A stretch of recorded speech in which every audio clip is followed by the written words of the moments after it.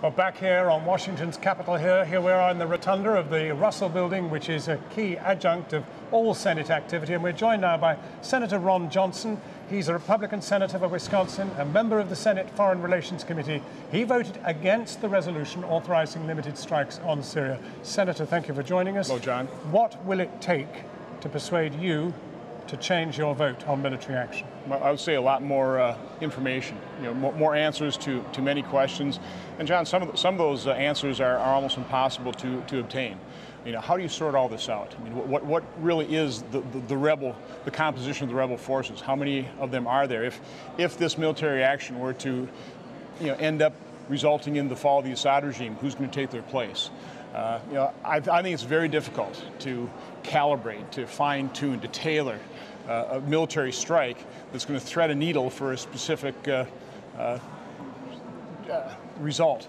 So again, there's just so many unanswered questions to this thing, and I think there's maybe a better course of action, which is, to a certain extent, we're seeing what Russia's trying to do right now is to at least talk to the Assad regime really about giving up their chemical weapons. Well, do you believe it, or do you think it's a stunt? Well, it certainly could be, but it's the avenue we need to go. In the end, we really do want a negotiated solution, and we are going to have to galvanize world opinion and condemnation against the Assad regime. We should take advantage of the fact that Russia certainly says, hey, you shouldn't be using chemical weapons. Even Iran says that. So from my standpoint, I think the arm and shame, if you can find and vet the secular, the pro-Western elements of the rebel faction, I think we need to support those folks. But as I said earlier, if this is the 23rd hour, this is a very, very last-minute proposal from the Russians, Syrians agreeing, John Kerry kind of hinting at the possibility this morning.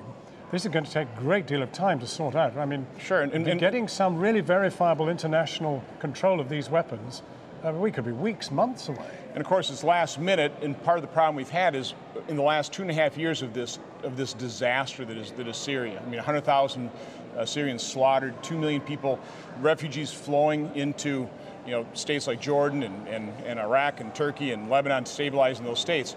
Nobody in the West, or very few people in the West, have been making that case, basically galvanizing that public opinion to take action. But do you so think now we've got to do it. We're late. We're coming late to the party, but we better start doing it now. But do you think perhaps we've slightly misread Obama on this? Because the president has made no secret of his resistance to actually taking much action on Syria down the last 2.5 years, and many Republicans in particular have drawn attention to that. But was this rather a clever idea to try and really spring them into doing something by threatening the big stick? And the big stick of the 23rd hour, as I've suggested, may have delivered some sort of whether movement. it was deliberate, whether it was clever, let's seize the moment, okay? But we have now got the world's attention in terms of what the disaster that Syria is. So let's galvanize that attention. Let's make sure that nothing that the U.S. does diverts attention away from the heinous war crimes of the Assad regime. That's part of the problem with military action is now our foes, our adversaries, could utilize that action to condemn our actions as opposed to condemning the actions of the Assad regime. But as you know better than anybody, you're on the Armed Services Committee. Keeping American forces at peak readiness to deliver whatever this thing is no easy business, certainly not for weeks.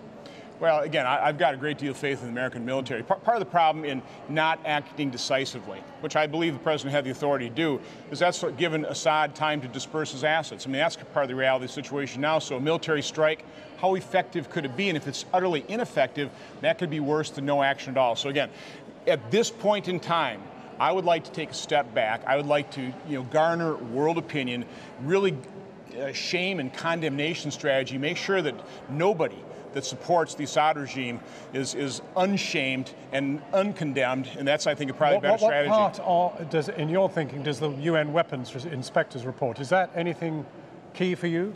Not really, because I think so far the evidence is very strong. And anybody that's seen the intelligence, nobody's questioning that there's a chemical weapons attack and it was perpetrated by the Assad regime. I mean, I think that is pretty solid. About the only people denying that is Assad and the Russians, but they're wrong. And so what we need to do is, as much as possible, present that evidence to the world and take the time to make the case and get the support. Does it bring you joy to find the Saudis and the Qataris behind you in wanting this attack on Assad? Are you not slightly alarmed that two countries that have had a record of actually funding the jihadists in Syria are rather keen on you attacking Assad? That's part of the problem, is how do you sort out who are the good actors, who are the bad actors within Syria? I mean, this is Syrian civil war. I mean, most Americans would just say, just let them sort it out. But the problem is you've got 2 million pounds of chemical weapons. If they fall into the hands of al-Qaeda-backed rebels or are given to Hezbollah, or if that region just disintegrates, that is, a real problem for America's national security, quite honestly, for world security.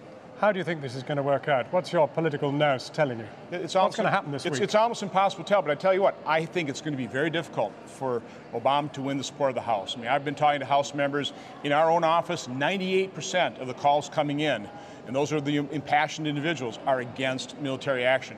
You do represent people. It's pretty hard not to take that into account when you're deciding how you're going to vote on this. Senator Johnson, thank you very much indeed.